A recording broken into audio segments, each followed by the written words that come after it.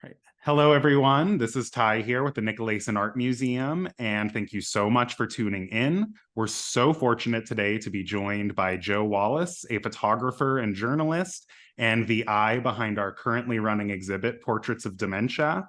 Joe, I am so happy to have you here. And could you start off with just telling all of us a little bit about your background as a photographer and a journalist, and a bit about your work in general? Sure. Hi, everyone. It's really nice to be here. Thank you so much for having me. I wish I could be with you in Casper, but we'll take this as the best facsimile. So I've been a professional photographer for about 20 years, and this project in my mind started over 20 years ago when my grandfather, Joe, who I got my name from, was diagnosed with Alzheimer's. And fast forward 15 years later, I'm married, I have kids, and his wife, my grandmother, Bibi, has vascular dementia. And that journey percolated, and I started working on this in 2017. And I felt like I wanted to tell a narrative about our family story and about our journey with Alzheimer's. When my Joe, Granddaddy Joe, as I would call him, was first diagnosed, he had a heart attack. He lived in Birmingham, Alabama, and I got a call from my mother, and I flew down to Birmingham to help. And what quickly became apparent was he was going to survive his heart attack. That was the good news. So that was fine. But what we discovered was that he had been hiding his advancing Alzheimer's from Bibi, his wife, and the neighbors, and had been sort of socially isolating himself while his health declined. And he was, I think, felt a lot of stigma and shame and didn't tell anyone about his diminishing health. And as my mother and Bibi went to go and visit the various healthcare providers to have meetings about Granddaddy's health, they said, okay, you're going to spend the day with Granddaddy.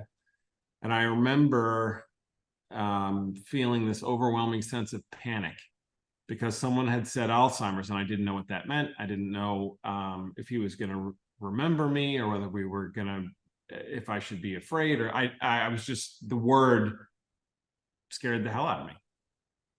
It turned out we had one of the best days we ever had. We spent the entire day swapping stories and eating and playing games, and and he told me many of his favorite stories, which comes back into why I wanted to do this project 20 years later. But as my grandmother had vascular dementia, I again was confronted with my own stigma, this time not with being afraid of the word dementia, but being all of the stigma and stereotype that I had about memory care, about going into a nursing home, because she stayed with my aunt, then she lived with my mother, then she lived in a nursing home near my mother. And at all of these steps, I didn't want to talk to anyone. I was afraid to meet people. I went into the nursing home just wanting to spend time with my grandmother. And over the course of her time there, what I realized was if I could push past that stigma and that fear, that everybody that I met had something to share with me and something that I could learn from. And that once I was able to get over my fears and stigmas, both about dementia and Alzheimer's and what that meant, and also gerontology, elder care, living in a nursing home, a memory care unit, if I could get past my own stereotypes, there was all this incredibly wealth of experience, people that could teach me about life, about caregiving, about death, all these things that everyone goes through that are sort of behind the curtain. It's a very long way of giving you the seed for this project. I felt like if I could help the next person, the next Joe Wallace who's entering this with a parent or a spouse or their grandparent, and share the kinds of stories that were shared with me over a 15-year period, then I could get that person further ahead in listening and compassion and empathy and getting over the fear and the stigma, to getting to a place of openness and understanding faster. Absolutely. And I think you speak to a fear of even engaging with the topic that a lot of people probably share with the Joe that was going to visit your grandma back then. And I think something that's so fascinating about your exhibit is how inviting it all seems. Like it's very welcoming on a story level, on an aesthetic level even. So can you tell me a bit about your intentions as far as making this conversation a bit more approachable and palatable? That's a great question. I was very cognizant of what the stereotype narrative is: fear, vulnerability, despair. If you close your eyes and you think Alzheimer's, the images that most likely come to your mind are not positive, are scary. When I share my work I like to say that, the on one end there is saccharin of somebody maybe singing it through the window of a nursing home to their grandparent. And on the other end is futility, despair, loneliness of somebody maybe sitting in a wheelchair, nonverbal. And 99% of the journey with or the story with living with Alzheimer's or a different kind of dementia can take 15, 20, even longer. And the vast majority is in that. And I wanted people to engage and try to appreciate a more complex story that is full of intrigue and challenge. And what I think, if you think of it this way, right? I interviewed 75 people who have a terminal illness, and I met 75 people who have incredibly interesting stories and could teach everyone, if not anything about dementia, just about perseverance and dignity and how to engage life with hope and positivity. Everyone I spoke to wanted to use their own story to help somebody else. I mean, that was the core promise of me sharing their stories with you. And let's talk a little bit about those 75 people, because I mean, in all of their portraits, I think their personality shines through so well. Like there's a lot that make me laugh and things like that. So I was curious, how do you approach portraying the unique personalities and experiences of your subjects when you're actually in the process? Another great question. There's a few things that I wanted to were really important to me. One, above all, was to show the vitality and dignity of everyone, to make people want to engage. I never showed someone in a moment of vulnerability or despair or exploitation, but I also, at the same time, try to be super honest that, every dementia is a terminal illness, and there's an enormous amount of hardship. And how do you balance those things in every picture? So that was one, is to be honest, but to do it in a way that was positive, which is not easy to do. And the other was to show as much diversity as I could, not of diversity of the kind of dementia, but also the diversity of age, ethnicity, socioeconomic background, sexual orientation. All of those diversities are represented, because I want people to look past the dementia diagnosis and to engage in the story. So what I needed to do, whether it's people are looking at the book or they walk into the exhibit, I want them to see or read something that they themselves identify with, right? Whether it's their story, it's their dementia, it's their ethnicity, so that they'll dig in, so they'll stay, so they'll read more. So that was also really important to me. So gaining access and building trust was super important. I ask a lot of hard questions. We talk about, all kinds of stuff. So, it was important to get that trust in order to get the story that would really, really compelling. Absolutely. Thinking a little bit more about your audience and the potential takeaways, I was curious, when you were originally conceiving this project, who you saw as your target audience, and to kind of piggyback off that, did you see people living with dementia as being a target audience for this exhibit? And if so, what would you hope that those people currently living through that experience would take away from it? A great question. It was such a long arc of working on this project. I think at first I thought that this was going to be a project for the loved ones of people with the disease. And what it quickly became bigger than that, because I met so many people that have been living with dementia for years and were still super active in their communities, were vocal advocates, and they had so much vitality that it was clearly for them also.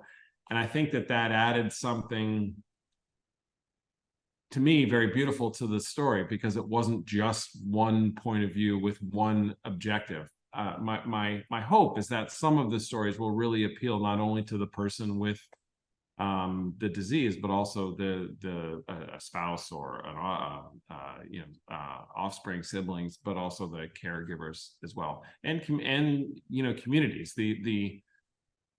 To me,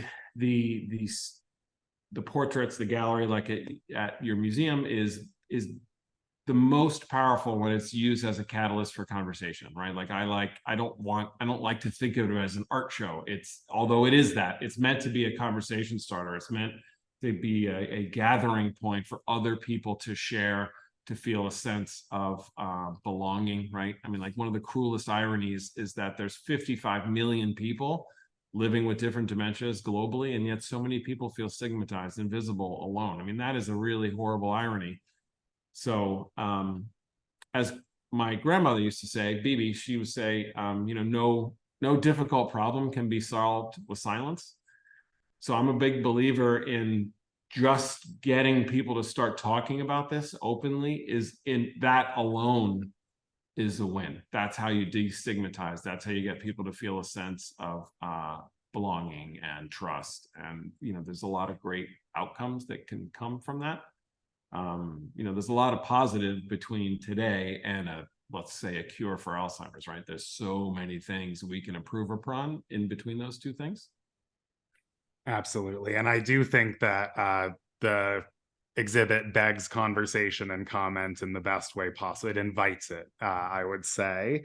And kind of thinking about community response a little bit, this might be a very big question, but as a community, what are some things that can be done, even just on a small level, to embrace families currently going through this experience and sort of lend that dignity? Something my mom always says, that she may be parroting from somewhere else, but like, people when they have dementia don't lose their dignity, it's taken from them by others. So what can generally we do as a community to like maintain that and just create an inviting embrace kind of for these families? The point you made is brilliant and worth restating, that the disease doesn't take their dignity. It's the way that others treat them. That is a really smart point. Thank you for saying that. Positive community outcomes. I would say that for better or for worse, the bar is really low. Over and over again, from everyone that I interviewed, I think the biggest gift that people told me was listening. It sounds absurd, but to someone who feels invisible or stigmatized or defined by this tiny moment in their life, right? If you're 75 and you have Alzheimer's, that's a tiny fraction of your existence, and yet you're defined by that. So I would say listening is probably the top of the list. Over and over again, I had people thank me because I asked real questions. I didn't try to BS my way about everything is great. I asked questions about, the meaning of life and how this affected their relationships with their spouse and their kids and how they were viewed in the community. Lots of people want to talk about suicide or death with dignity or the meaning of life. And I felt over and over again, asking hard questions was appreciated. And remembering that just because you have a terminal illness doesn't mean that you're not a human, and whatever you enjoyed, you still enjoy. That's the thing. I had John Hunziker and his wife, you can read this in the book, her nickname for herself was Banana. Lovely little firecracker of a woman. And we had this long conversation for a couple hours, and I And I said, so Banana, what's the secret to life? You know, you've been through so much. She had multiple chronic surgeries, and now she was taking care of John, who has Alzheimer's, very advanced. And I said, Banana, what's the secret? What would you do? What would you tell someone to do if they were just beginning this journey? And she said to me, don't change a thing. If you and your spouse like having dinner together at 5 o'clock, that's what you should do. If you like going to church, that's what you should do. If you like playing bridge with your friends on Saturday night or getting dressed up, that's what you should do. If it takes 7 times longer or it's 5 times more difficult, that's because those are the things that you love are what make you you. So continue to engage life in that fashion. And I thought that was a really cool piece of advice. But back to positive community outcomes, I think listening, I think not defining somebody by their diagnosis. I think, you know, little things like being patient. Don't honk at people in traffic. If somebody's going too slow in the checkout line, maybe offer to help. Maybe just take a deep breath. Like maybe you want to go and work in the senior center. Maybe if you play an instrument, you want to go and play music, or you want to be a docent specializing in you know, elder care at the museum.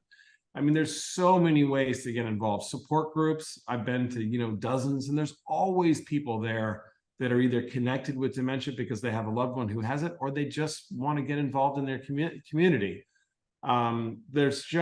There's just so many ways that don't have, I mean, there's obviously ways where you can volunteer at the hospital, you can give your money away to you know, there's dozens of charities that are focused on a cure. So I would say find something that appeals to you and start there. Just start. Like if you want to do something, just begin. That's the important thing. It doesn't even matter what you pick, just start.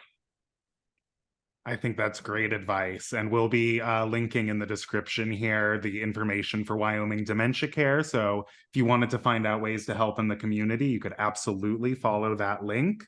I'd like to take a minute before we're done to talk to the artists as well in the audience. So something that fascinates me in general about the act of using a camera to depict dementia is that I feel like it provides like a sense of like permanence to a moment when our brains are not really capable of doing that.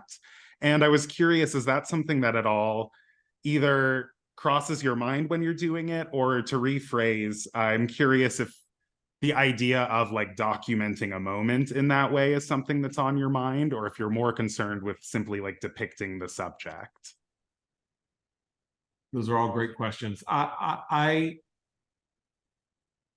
So the process wise, I wanted to show dimension to the person's character and try to get a sense of their humanity. And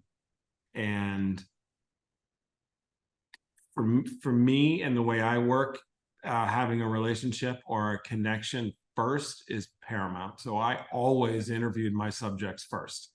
And sometimes, depending on the person, you know, some people are very verbose and some people aren't. So that could be 40 minutes to 3 hours. Mm-hmm.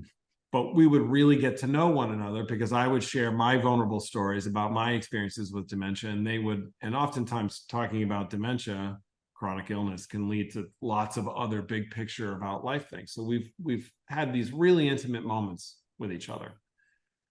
And I knew that there was always going to be multiple photographs in the end product, right? Like in the museum, there's the picture that I take of the subject paired with a story, and each story has a photograph of the individual when they were, you know, approximately teenager to 25. And that was a visual cue. If everyone feels defined by their diagnosis, okay, how can we visually force the person to look at their whole lifespan and to consider the whole person and their whole lifetime of experience? So that the 2 photographs is really just a visual. The other thing that was also to counteract the stigma of feeling invisible is all the prints are pretty large. Some of them are printed greater than a 1-to-1 ratio, which was again intentional. So when you're in the room with everyone, it's impossible to not see them, feel them, want to get to know them. You can't perceive them as invisible. And that was That was really important to me. Again, something we spoke about earlier. I want people to hear dementia and not make all these assumptions that people are their diagnosis, or they can't communicate, or they can't engage, or they can't contribute to society. All those are false. So I wanted the portraits to show the character, but also show someone worthy of your attention, to try to get people to dig in, right? To think of more than just the stereotype. Does that answer your question? Yeah, no, I love that answer. Thank Oh, you so actually, much. there was one more piece from a technical point of view. I tried to keep my work set up really simple because I didn't want all the, because as photographers, all like gear, I'm guilty. So it's, as a professional, I have lots of stuff that I can travel with, you know, lights and assistants and all this stuff. And I tried to get rid of all of that. So I'm working in a very simple fashion, just me, my camera, occasionally lights or a backdrop. And also, depending on the level of cognitive impairment, that stuff can be really stressful to somebody. Sometimes it's not, depending on who they are, but sometimes it's really stressful and you need to work very quickly to try to keep people calm and engaged in the moment. Yeah, and I think that sense of intimacy really comes through and all, even when it's these, you know, dozens of massive imposing portraits, it still manages to feel very intimate all the Thank while, you. I think. The last question I would like to ask, and I think you've done a good job addressing this partially already, but if there are young artists in our audience who are interested in exploring themes of dementia in their art, how would you recommend they go about doing that and engaging these individuals in a way that is ethical and is not exploitative? It's a great question. A few things. I would say start with what you know best. For me, that was photographing people that I knew. I started with people that I knew who trusted me. And as I had work to show, it was easier to get people to understand my mission and then how sincerely I took this. You know, the next place I went was where BB lived at the end of her life, and then my mother-in-law, and it sort of built from there. So I would start with what you know, and particularly with working with people that have a cognitive impairment of some kind. You need to be patient. You need to engage your art beyond just the finished project that you have in your mind, right? Because the end product of photograph, in my case, is important. That might be your ultimate goal. But what turns out to be the most rewarding part is the process. It's how you get there. Because all of the memories I have from the people I met are way more valuable to me personally than the photographs ever will be.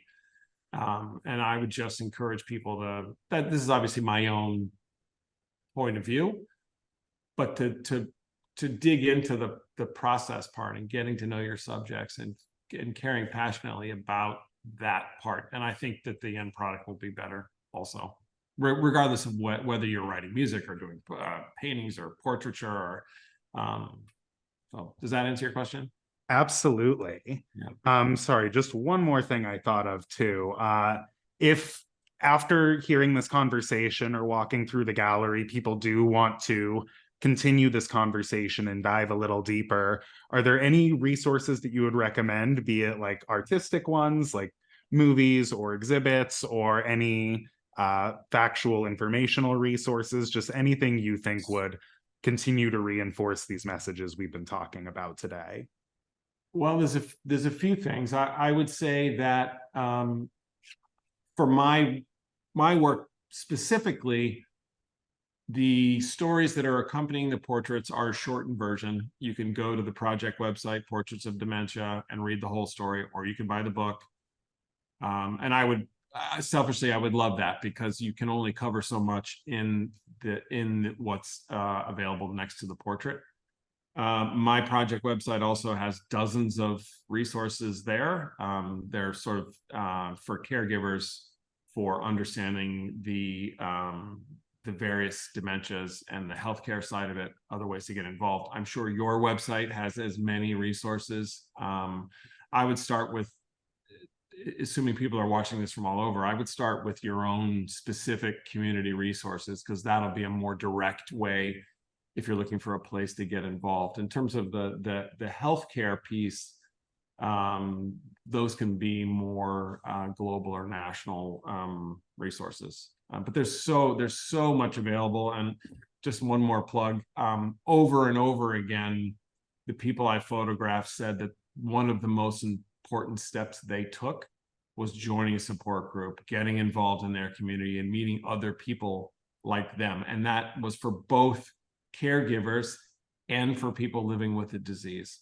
So I would just say, learn from the advice of all these people I photographed and take their good ideas, because they clearly wished to tell other people to do that sooner based on their own experience. Awesome, Joe. Well, we so appreciate you coming to speak to us today on behalf of everyone at the NIC and Wyoming Dementia Care.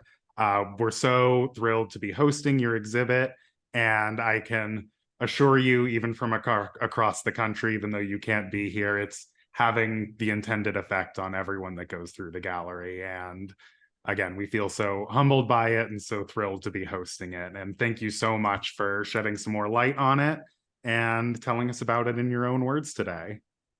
I'm so happy to be here. I wish I could be with you in person, but I'm very grateful. And just one anecdote, and you can cut this out if you don't like it, but one of the most powerful stories is I was talking to one of my subjects who said to me, people hear my diagnosis and they look at me and they feel pity. They feel sorry for me. They think I am less than whole. And what I want to scream to them is, this is my greatest moment of courage and strength. You see weakness, but what you should consider seeing is, I'm still here. I am still doing everything I used to do. It just takes 10 times more effort and strength for me to do this. So please try and see that this is my triumph, not my defeat. And I thought that was super awesome way to turn the narrative on its head, that sometimes people are really, really working really hard, just beyond your understanding. I just think that was a great story. Oh, that's beautiful. Thank you so much for sharing, Joe. We appreciate it. Don't hesitate to reach out. I'm always here. You have my mobile number. If I can help in any way, please don't hesitate to call me. Yep. And we will include all of the information we have just talked about in the description below. And thank you all so much for tuning in.